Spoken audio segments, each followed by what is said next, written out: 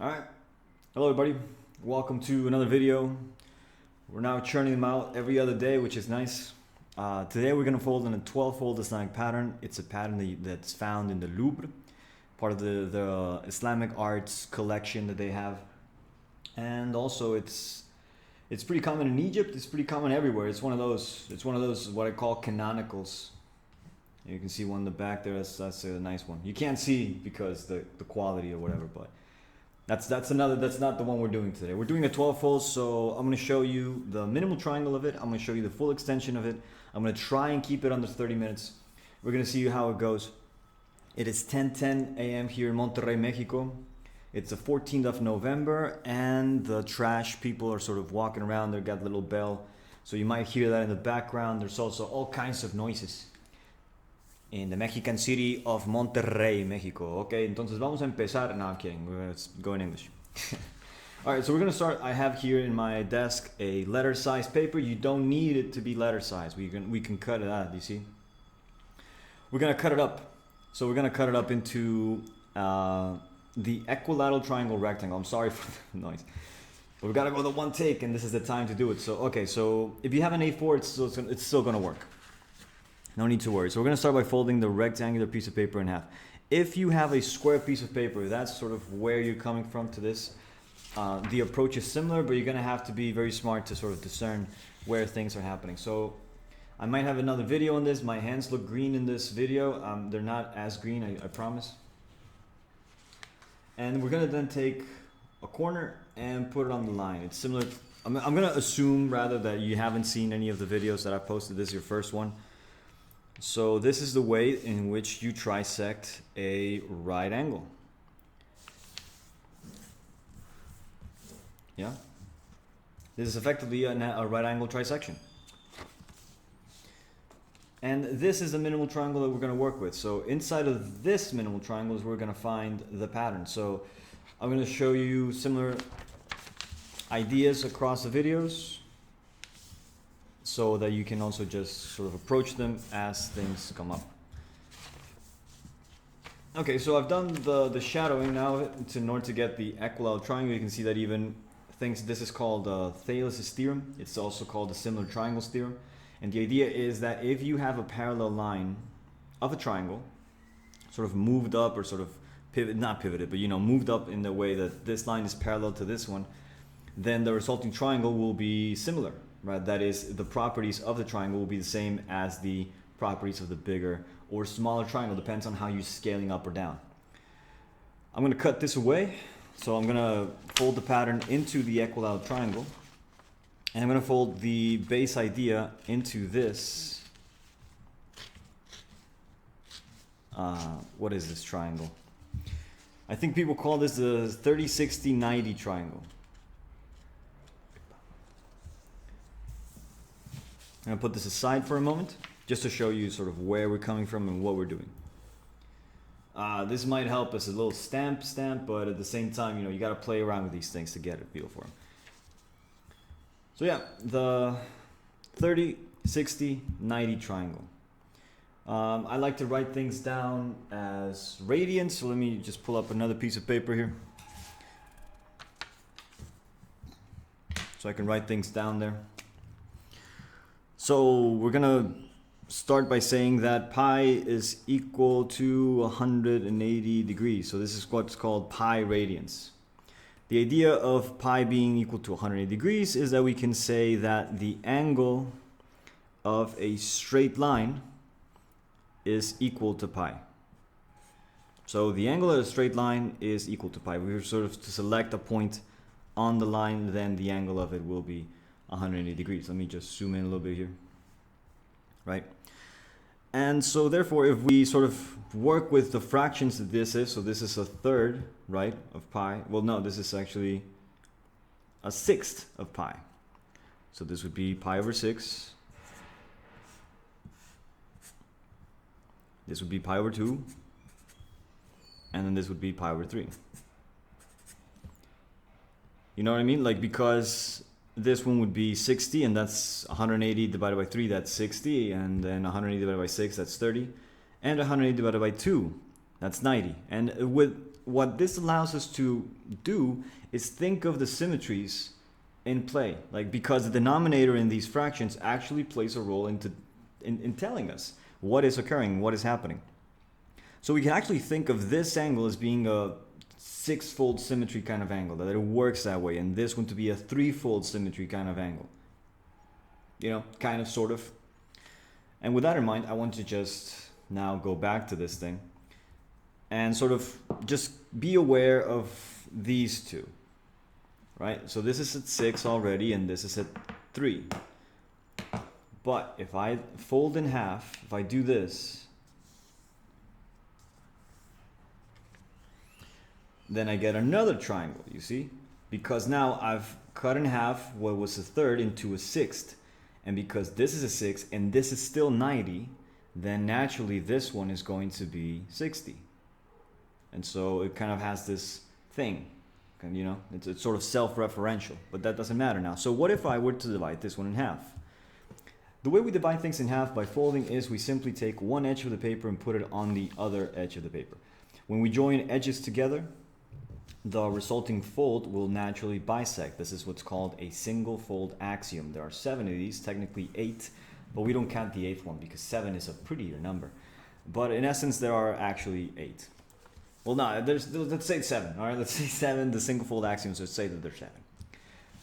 Anyway, we're bisecting. I think it's a third, doesn't matter. We're bisecting an angle, so this line that I've folded here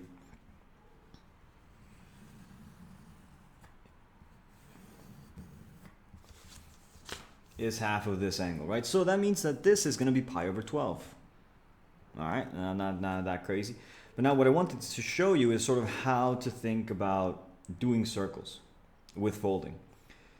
So a circle has the same distance going from one point to the other points, right? So I'm going to set this line right here, this line, as my radius, okay? I know it sounds weird, but this is sort of what I want my circle to be at. Like, if I were to sort of take, well, there's certain ways that we can do this. Let me do this way. If I do it like this, you know, I put where this bisection hits on the edge, I take the remainder towards the right angle, and then I fold that onto the little fly there. I fold that onto the line that I bisected, and now it doesn't matter what line it is. What matters is that we're finding where, like, that point that I've marked there. Let me actually zoom in to that. That point that I've marked here represents, or rather indicates, where this distance is equal. So it's almost like a circle, you see. If I were to take this and put it over here, where that would hit, that would be my third point, so I could actually draw a circle. If I were to take a compass and get this as my radius and sort of pivot around, it would hit through there, you see. This is crucial for Islamic pattern design, at least for the Islamic pattern designs that we see sort of commonly developed. But there are many ways to approach Islamic patterns, and this is one of them, the circle approach. Now what I'm going to do is do another fold there. Take this out so don't distract. Do another fold using the fold itself as a reference. Again, I'm going to zoom in, zoom. There you go. Using this fold as a reference, I go up like that, right? And now I have this shape, and this inside of there is going to represent a dodecagon. This is the internal triangle of a 12-sided polygon.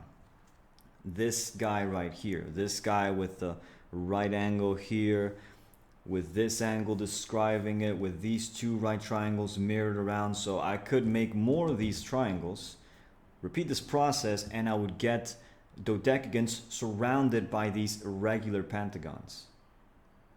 Pretty crazy, right? Anyway, so next point is to take where the intersection occurs, which is right there. And we're going to need to fold a line that's parallel to this one that goes through this one. Right? So we need a line that's parallel to this going through here. That's what we need. So where that point is, we're going to also take advantage of certain references. I'm going to make sure that this edge on the bottom falls on itself. So notice how I'm sort of making sure that when I pivot and move this thing, it's hitting at that point, you see. And so it hits at the point. This is falling on itself. How would it not be falling on itself?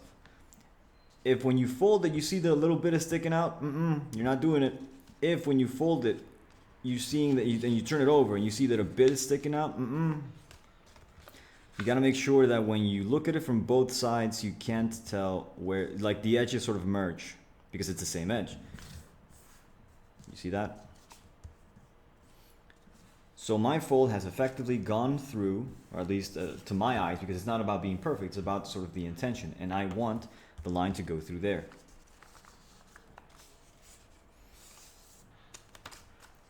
And if I pop, I can now actually pop it because now I can sort of have these two interacting folds. These, just as long as one is mountain and the other is valley, then I can get this effect going on. Okay? Now this is where it gets interesting. This is where it sort of overlaps and indicates us that there is a relationship between light and and geometrical optics sort of thing. So here's the idea. Well, first off, I'm going to have to actually draw some of this stuff. All right, let me get this. All right, I'm going to draw with red, and I'm going to dot it. Well, yeah, I'm going to dot it like this. This is going to represent my mirror lines. These lines that I'm going to mirror my pattern around. This one is also it. It's going to be confusing because, yeah, I recommend that you use a different color for this line that I'm currently doing.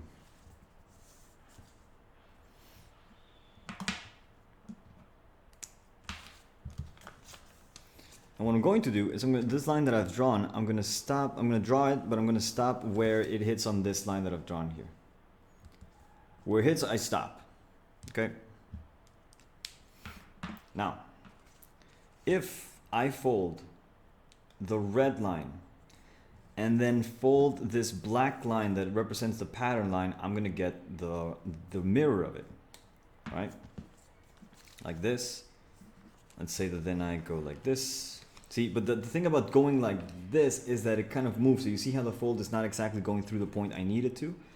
That's because of the overlap. So it's going to be easier for me to fold this back to make sure that it's actually going through where I need it to go.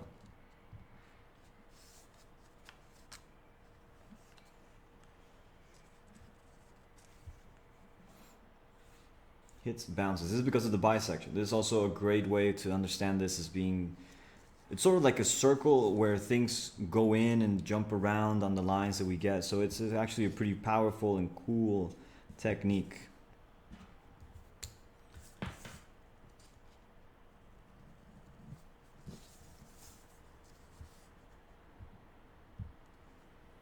Yep. And then I'm going to repeat the process, but I'm going to do it a little different to mirror around this line. So this same black line, but now mirroring on this other dotted line that I have here. But this time what I'm going to do is I'm going to fold the black line first, and then I'm going to fold the dotted line. So I fold the dotted line, it's like, all right, good, but I get this bulge now. You see this?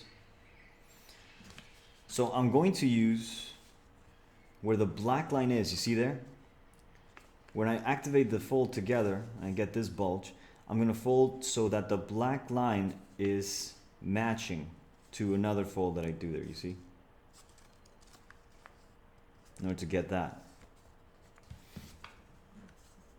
And so I do this. And then naturally the black line that's extended is going to also want to curl in. I also fold this dotted there as a valley. Get this one going on as well, and then sort of just keep it going. That's one way of using the mirror trick. This is what I call the mirror trick, or the mirror technique, the mirror technique. Also using what I call the valley draw, so that's also using just valley folds in order to depend on drawing. And then here we have, well, this is sort of, wait a minute, sorry, here you go. So we have this shape, pretty Islamic looking thing. We have the star at the center here, but there's no resolution. And it just so happens that there's a very nice trick to do this. All you have to do is where this line hits, the remainder, and you put that onto the line like this. This is very rare. Like this kind of solution like that, it's rare, but it comes up in canonical patterns. What that means is that when a pattern is very ideal and very representative of the space or the symmetry that it's in, it's going to come up with these kind of really nice interactions of it.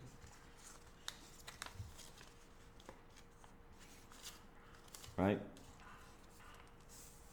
And so you get this fish looking thing. And that happens a lot with Islamic patterns, at least when you fold them on the minimal triangles. We could also, because these lines are mountain and this one has to be a valley because it doesn't have a it doesn't have something to bounce off of. If all the lines that are black are mountains, then we're sort of forced to include a valley right here in between. And structurally, it makes a lot of sense because it will also designate and sort of limit where things are happening. And also allows us to have a nice mountain fold there. This line would be to the center of this shape. It bisects here, so it gives us a very nice sort of approach to things. I find. All we're missing now for this pattern is where this line would also bounce, because we have to think of it as light bouncing. I know this is very weird, but this is sort of what we're doing. And the way that I like to do this is, where this line hits on the edge, I will fold a line that gonna goes like this.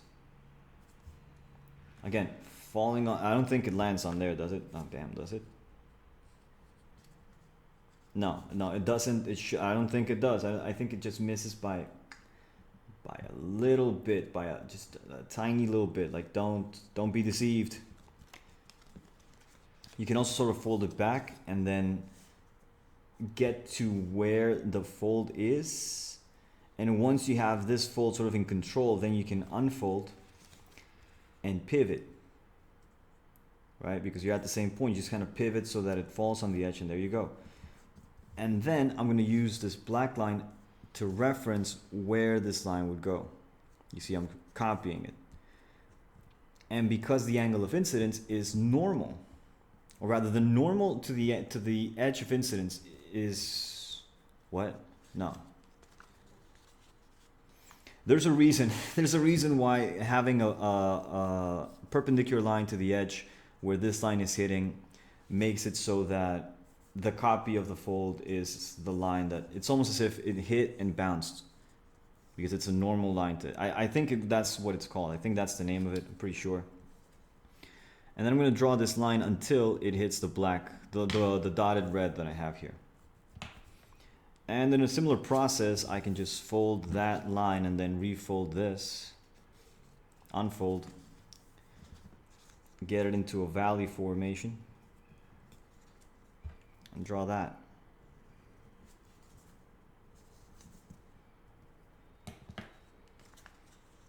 And then change it back into a mountain so I can appreciate the effect of it. And this would be the minimal triangle with the system sort of activated. This is what you would get. It's very strange looking. But if I open it up on the other side, it looks like this. So this is very pretty. Very pretty indeed. I got a proper marker this time. It's as much as it's a proper marker, it's still hard to. It's a thick one.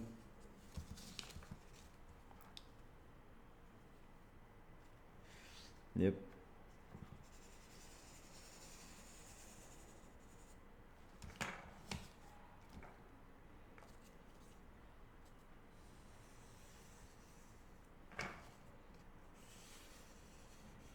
Damn. Yeah. No.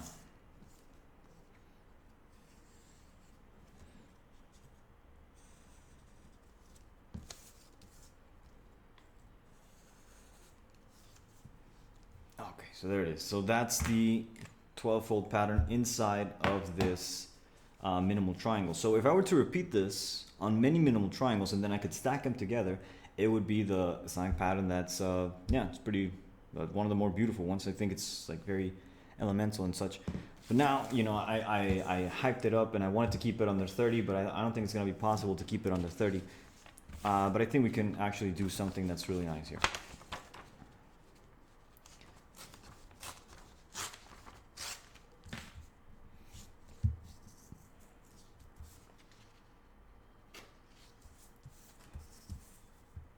Similar idea, only that this time, well, see, we have choices. Like, how many triangles how many triangles do we want, right? I can make 2 of these, you know what I mean? Just here, make a copy of it on the other side, boom, way to go. But if I were to want for this to be present at all 3 corners, I would have to go like this.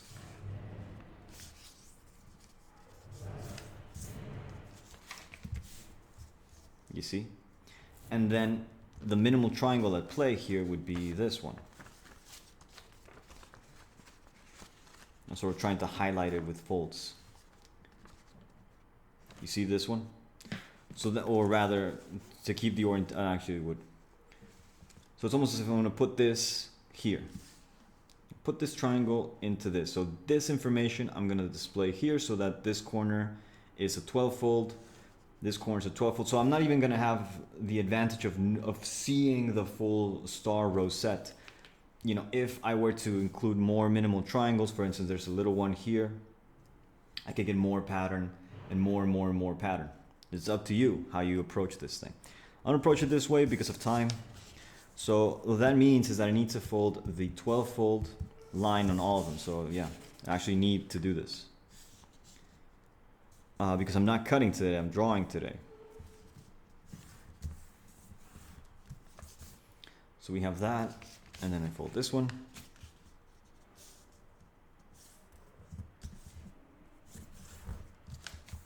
And you know, go on and on and on and on. All the 12 folds. There's also the matter of the language, so to say, that I've been sort of I stopped developing it, but there was a time when I was working on this language. It's not a language, but it's like a notation system for geometrical foldings. And the idea is that you take the single fold axioms and use them as operators, or at least some of them work as operators. And so you take the principles of geometrical drafting and sort of apply that to certain series of steps that you can get, but I'm not going to get into that because I think that deserves its own little video.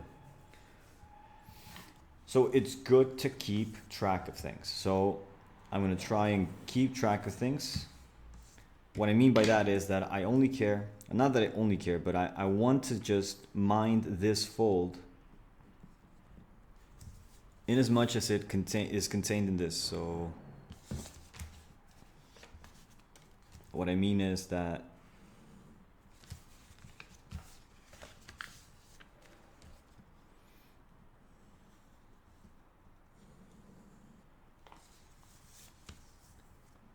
this is where I'm going to work, right?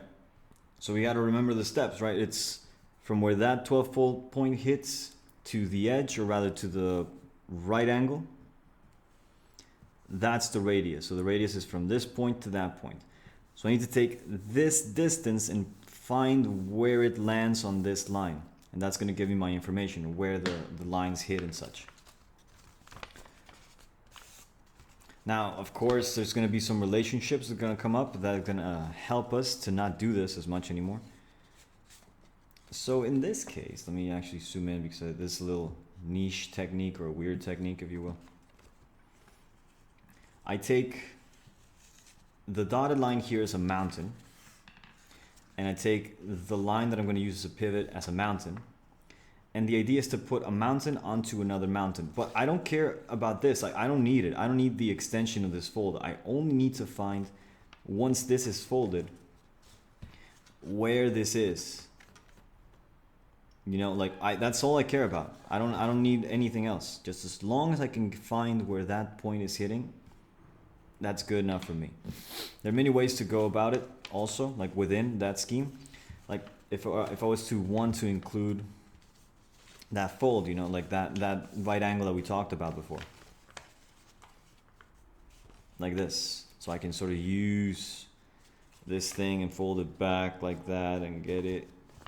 Or once I have the point, I just have to make sure that this line falls on itself. Like if I was to continue, when I fold this, it has to go through the point, and this line has to fall on itself. So if I were to fold it, it would just be, you know, It just keeps going. There's no, you know, it's just overlap. The fold is the same line. You know what I mean?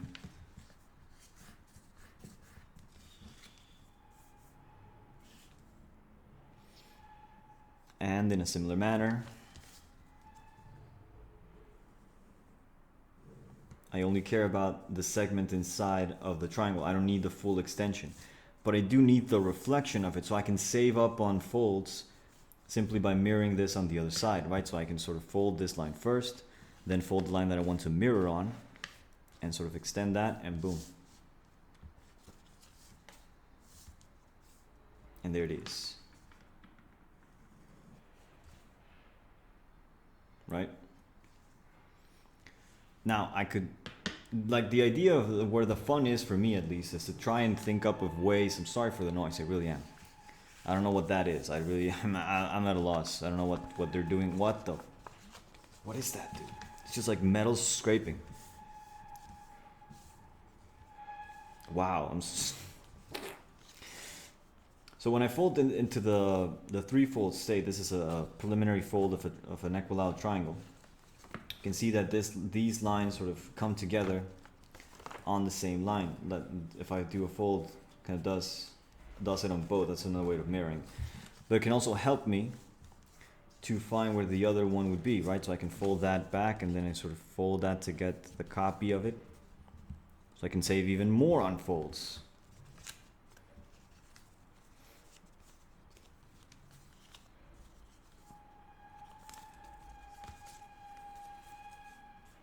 It's easier when there are valleys like this.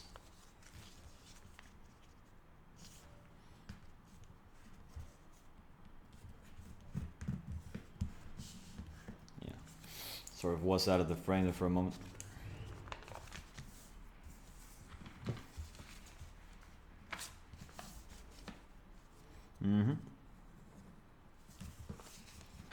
So I fold that in, I fold that there.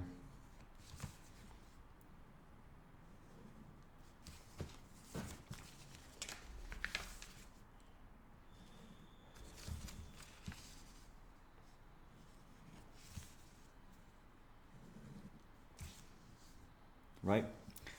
Now, again, like, we want to make sure that these points are marked. That's where the radial lines of these 12s are intersecting.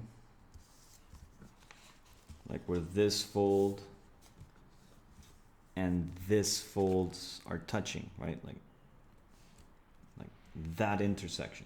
That's the one we care about, because we're gonna draw a line that goes from one of them to, now that we have a wider extension of the pattern, now it's easier to just go from here to here. In a way, I think it's easier, you know, because we have now 2 points instead of 1. So what also helps, I mean, if it helps you, if it helps me, I might help you. It helps for me to mark the points on both sides. So when I lift the paper up like this, I can be on the lookout for the points. There they are. You can kind of see them, right? But I can sort of see them both, and then sort of align so that the fold goes through both of them, while at the same time this central fold falls on itself. That's the way we guarantee perpendicularity, which is exactly what we need, you see. There's a test. It's like to activate the fold with the overlap and to see that the fold is going through the same line. That's a test for the perpendicular. It also kind of like explains a little bit of what the process is.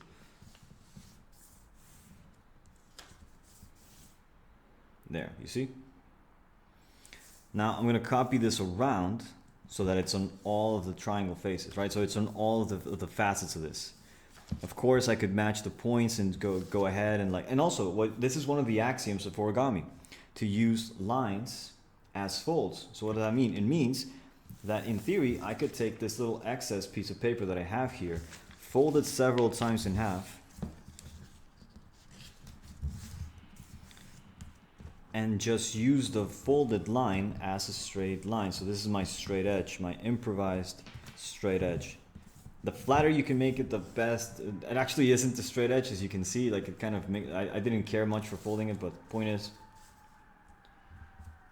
sirens and shit, 10 in the morning. Right, so I can draw a line that goes through those points and then fold it. And I can actually even use the pressure exerted upon the paper as a little tool. Like what I mean is that it's gonna almost fold automatically because the pencil. Oh, look at that. Am I right? Am I crazy? No. Does it go a little bit on top, or does it fall exactly on that? Look at that. Look at that. I hadn't noticed.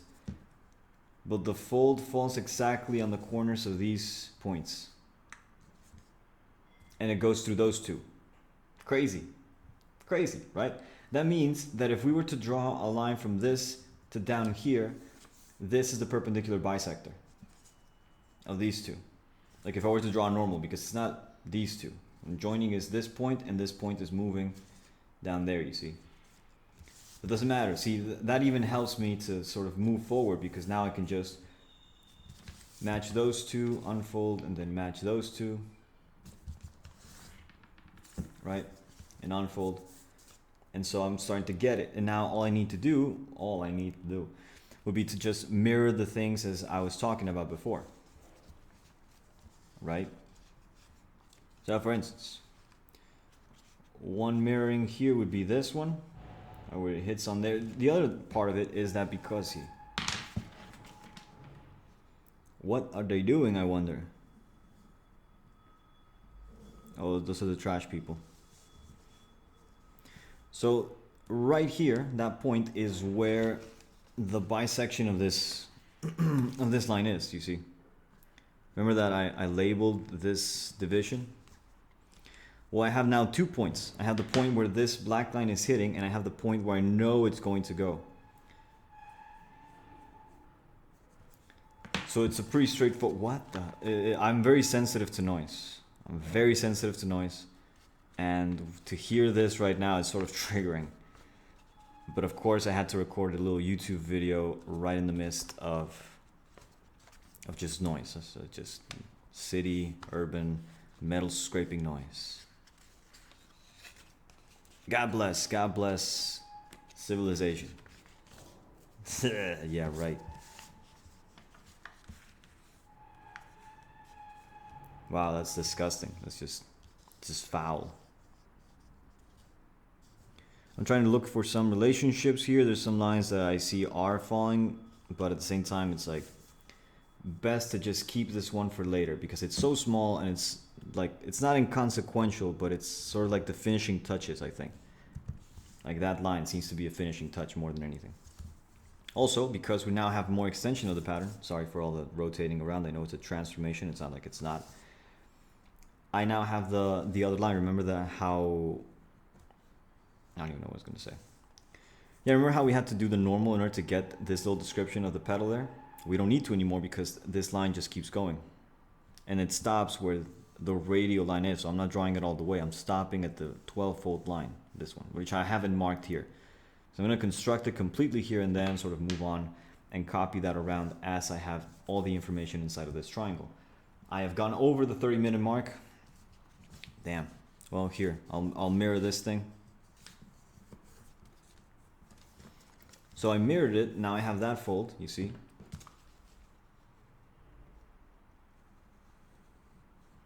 And the same deal. I have a point where I know that the pattern is, and I know a point where I know I want to go. So that's going to be my fold. Like here and here. And then I can exchange the fold states or fold it back. And look at that. It's actually where this point hits, and then this line is falling on itself on the side there.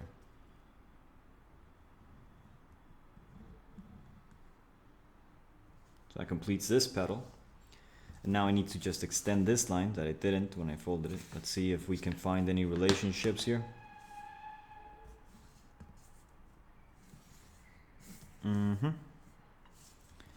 Well, there definitely are some. That's actually pretty wild. I hadn't noticed this one before. That's wild. That's crazy, yo. So, wow, that's really always catches me off guard. It seems to be that if I were to extend this 12-fold line like all the way, instead of only noticing here, apparently the other point of intersection, like right there, where this line is hitting, which would be in this case over here, is actually a reference line. in the sense that we want to fold a line that is perpendicular to this edge, where the line is sort of hitting. So that happens, and then it's almost as if we were sort of get this down like this, and we stop where it hits in that point. I really want to like pause this recording for a moment, go out and just see what that noise is. I really hope that I finish this in time to go figure out what exactly is happening. Because I'm being a little, I don't know, something about it. Again, line extends, so we don't need to get the line there in the middle. It just kind of keeps going, but we stop here. That's where we stop. Now, I could mirror this here.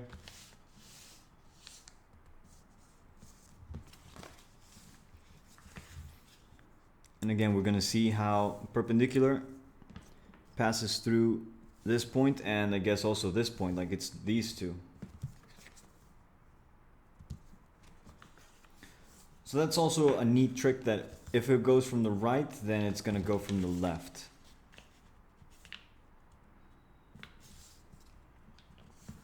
Actually, that's just the solution. That's just how it is. That's actually the solution. Boom, boom, boom. And then I guess we should just go for all of them. So we have these 2 points. So it's where this point hit here and this point hit there. I like that as much as I'm all about these patterns and such, I still discover things every single time I fold them. Oh man, look at that. The corner is landing on where the other line matches. Like all these things, dude, like it's about this symmetry. It's about this beautiful interconnected weave of relationships, all pertaining to the spirit and the character of the symmetries in question. Which is what makes it so dang interesting and so hypnotizing and so fun. That you sort of get to actually, well, it seems to me, it feels like that way to me. You almost get a chance to sit with the pattern, almost, you know what I mean? Like it's almost as if the character of the pattern is sort of saying hi and drinking tea with you, and just telling you stories about itself, like, oh yeah, well, back in the day when I was a blah, blah, blah.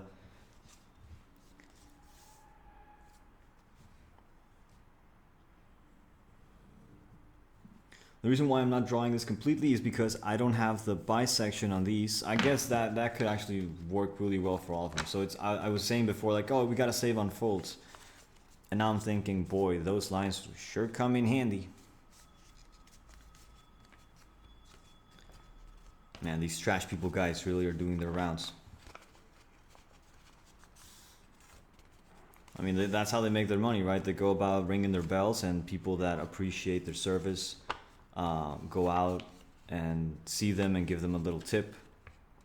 And if they have like especially big piece of trash or whatever, like they'll, you know, again, like you tip them and they'll get rid of it. And yeah, they're generally, you know, nice people. I talk to them sometimes. Not talk to them because they're on the move, but you know, like I give them their little tips. They remember me. They have the little nickname for me, which is the nickname for people that are not, like, whatever. Me dicen el güero. Güero. ¿Qué dice güero? Güero means blonde. I'm not even blonde, dude. You can get where that nickname comes from, if you will. If you're not familiar with Mexican culture, that is, yeah, just a typical nickname. Like everybody's güero, man. El güero, güero, ¿qué dice güero? ¿Qué le sirvo, güero?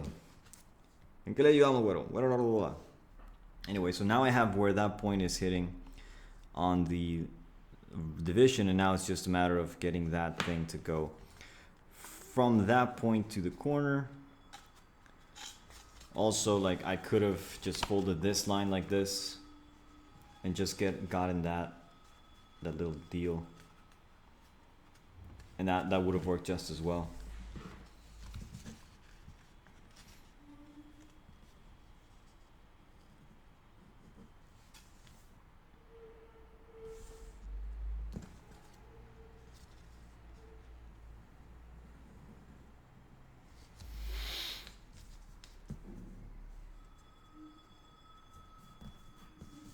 Also because we know that the trick for this one is to simply, like if I was to fold this corner would land on that fold. You can also see that this line is falling exactly where this line peaks. So that's also pretty cool.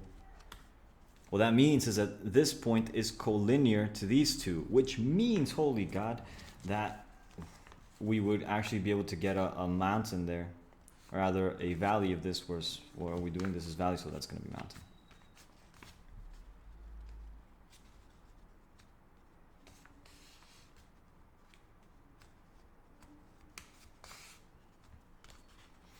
And it goes exactly through these 2 points also.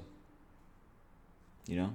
Like, because that's sort of the relationship that we're sort of scheming on or working with.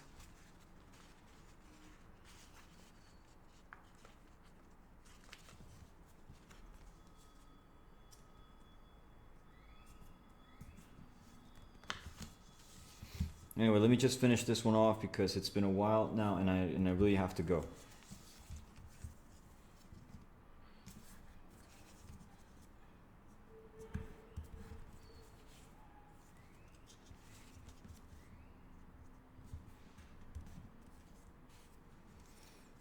Chicka-chicka-chan. So now I just have to copy this little bit on all of them so that just has, again, like I have the point where, so it's going to be a little easier because I have that. So it kind of just goes like this, goes in, out, out.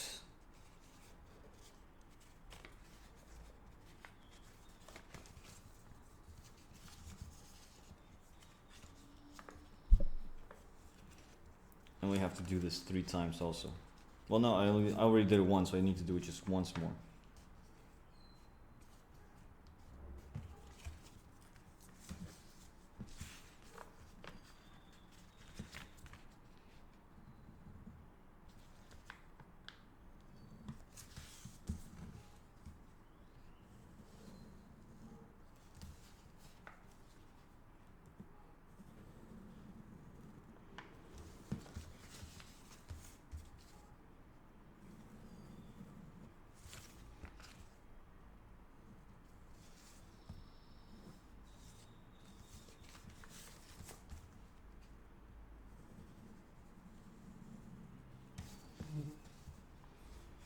This is the part where I'm trying to concentrate.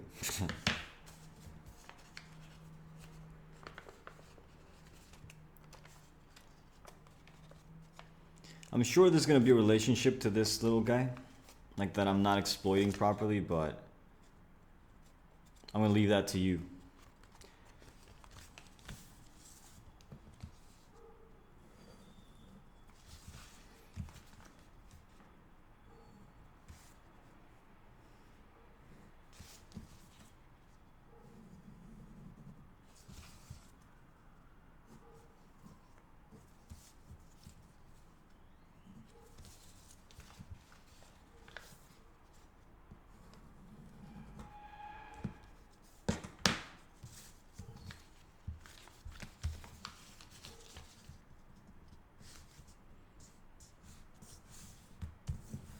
Also pretty neat that I'm sort of folding these. I think that a nice little relationship is coming up and it's easy to see it.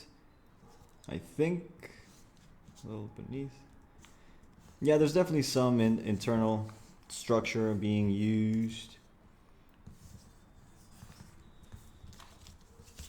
Or rather that we are using sort of without too much consciousness or knowledge of it, but it's still, you know, there or whatever. Let's go back to the big picture so you can see the 3D aspect of this thing. So this is where it looks cool. Sort of for the getting this thing to pop properly.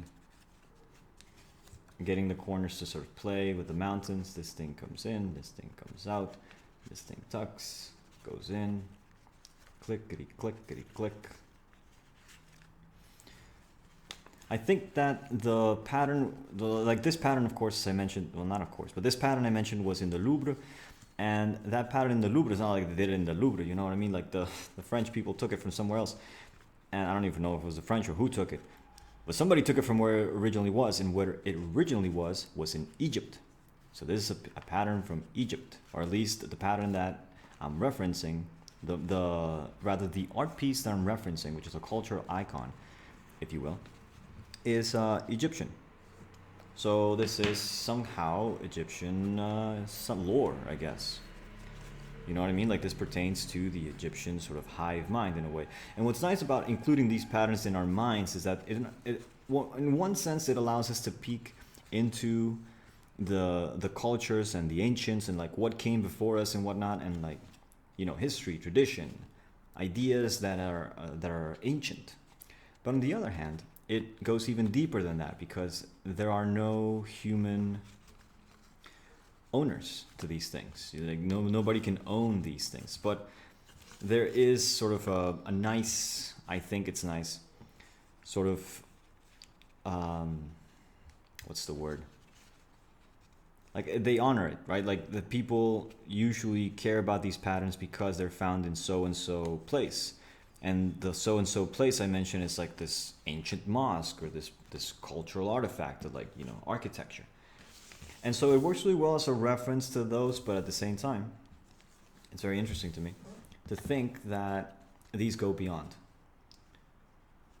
I've taught how to fold this one many times before, but I'm doing it again because I wanted to. So that's an hour video. That's almost an hour video. So I'm gonna leave it at that because, well, time is of the essence. I'll catch you next time. I was gonna do some more writing and such, but I'll leave it there. I was going to trace the full pattern, but again, I'll leave it there. I'll catch you next time. Thank you plenty. Subscribe, like, whatever, all that YouTube stuff. Share it with people that you think might like it. Leave me a comment with any suggestion. You know, you're saying like, oh, do it at a later time when the trash people are not coming by, or I don't know, soundproof the place or something. Or maybe you can tell me, yo, I can't understand what you're saying. Please go slower. Do this, do that, you know, any feedback I think would be welcome. I do read the comments even if I don't respond to them. But yeah, I'll leave it at that. It's exactly 11 a.m. What a perfect time to start the rest of the day and the rest of responsibilities. Wish you luck. Take care, everybody. Next time. Bye-bye.